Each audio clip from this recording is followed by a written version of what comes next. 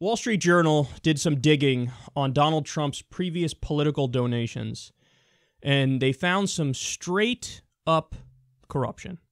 So they say Donald Trump donated about $140,000 to state attorneys general or candidates for the office between 2001 and 2003, some of whom were reviewing cases or decisions that would impact the real estate mogul's business.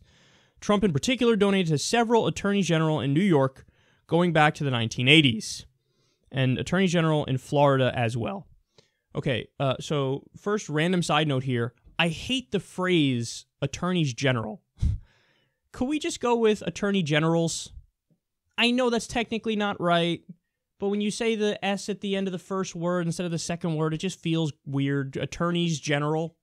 Ugh. Why not say general attorneys? Can we flip it? I'd get like that more. Anyway, sorry, I'm weird and fucking, I want to say a perfectionist with stuff like that, but that's not perfectionism because that's not the right way to say it. I'm just strange with order and shit like that. But anyway, yeah, so what is he doing? He's trying to pay his way out of getting investigated and, you know, going to court and being found guilty of all these fucking horrific things that he does, which do break the law. I mean, there's countless stories of this, violating all these different codes and rules and laws when building in Florida, and people in Florida are pissed about it, and they fucking try to take action against him, but he goes to the attorney general, and he's like, bitch, take some of this cash. And then what happens? The attorney general is like, well, you know, we looked into it.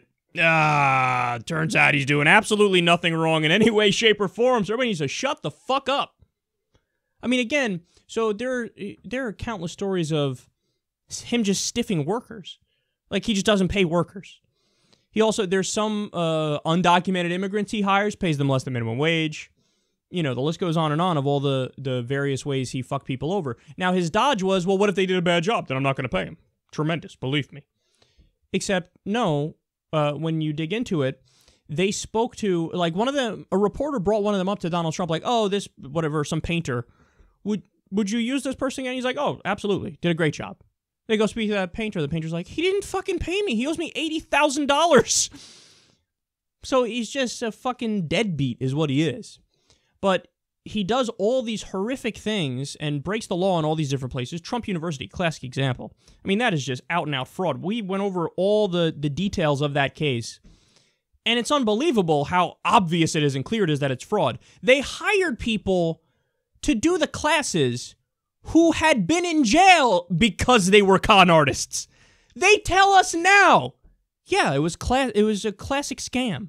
Upselling was one of the things they did. People buy in to get into Trump University, and then you try to single out the people who you think are suckers. You try to target, you know, disabled people, senior citizens, and you say, oh, no, it's great that you're in the class, but you got to understand, to really get the secrets, you got to give another few $1,000s and get the premium level, bitch. And then sometimes people get it. They promised, you know, when they sold the thing, Trump will be there and he'll talk to you about the stuff and you get to take pictures with him. You know what happened? It was literally a cardboard cutout of him that they had everybody take a picture with. It's unbelievable. It's just unbelievable. But anyway, he does shit like this. And then somehow people, I don't understand, how the fuck is he even getting away with it? Well, it's because the people who would be responsible for prosecuting him, he fucking paid them off. He greased their palms. So they, you know, every now and then they might do something. Oh, you're not technically registered as a university, so you legally can't call it a university, so you got to stop calling it a university. A little slap on the wrist.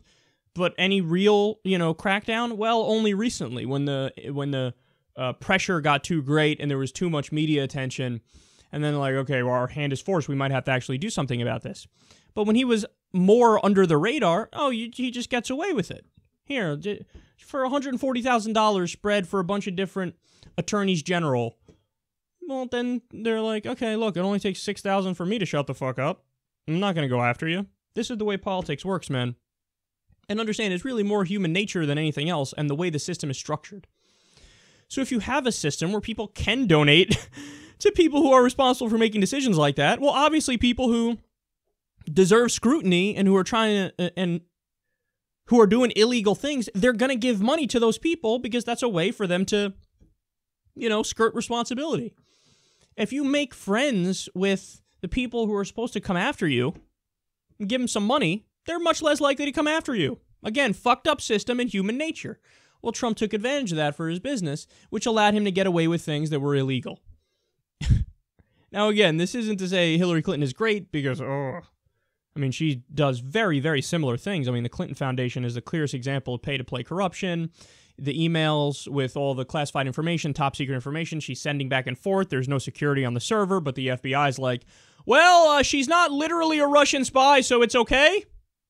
So that's bullshit, too. She's skirting the law, too. She's getting away with shit, too. But don't think Trump is the answer, because he's not. He's just as dirty as any other corrupt politician and insider, and stuff like this proves it yet again.